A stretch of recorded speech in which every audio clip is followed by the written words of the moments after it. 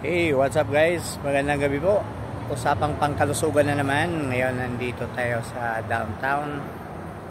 Medyo namamasyal. May sasabihin ako sa iyo this week. Sa buong linggo, just like around 10 yung nakausap ko.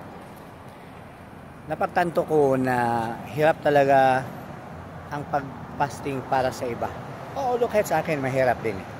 Kasi out of 10, dalawa lang yung parang seryoso talaga na gagawin nila. Although qualified yung katawan nila ng fasting talaga. Kasi sa 10, 7 ang meron na, yung 3 sure na pre-diabetic na sila. Kaso lang,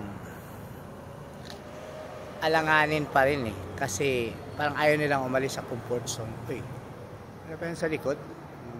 Fridays pala yan. Yeah, Fridays. Yung unang-una, ayaw nila umalis sa comfort zone kasi mahirap daw. Susubukan muna, ayaw mag-comment. Yung pangalawa, napipil nila na parang helpless la, kawawa sila. Ako magugutom ako, which is expected nyo kasi nagpapasting ka. Feel yung gutom pero hindi ka mamamatay. Sabi ko nga, Dre,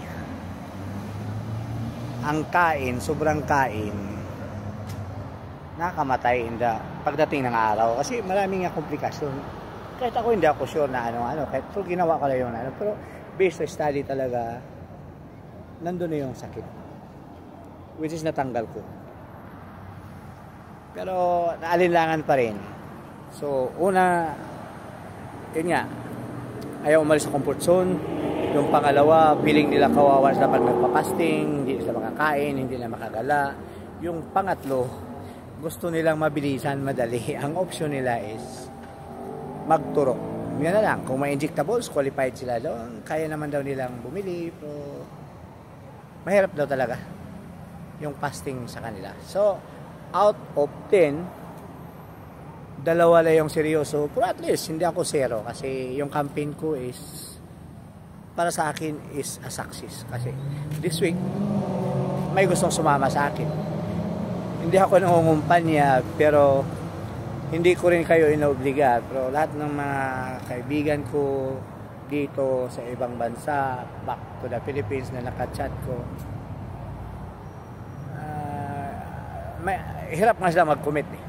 Pero sa akin okay na naman. Is their free will naman na gagawin ito. Pero ako, I'm willing and happy to share sa na-experience ko. Kaya continuous lang, hindi ko hihintuan ito at patuloy akong mag-campaign. Kung sino may nakakausap ko willing, just PM me at mag-usap tayo. Walang bayad to, nothing, everything is free. Ang sa inyo lang is commitment at goal.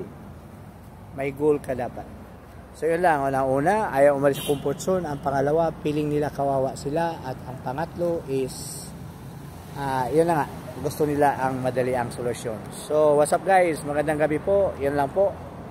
Kaya pala, ang hirap talaga. Total population throughout the world, marami na, well in fact, by 2050 yata, around 50% US alone, obese na mga tao doon. So, ganun lang yun. Stop muna tayo ngayon. Ingat-ingat lagi.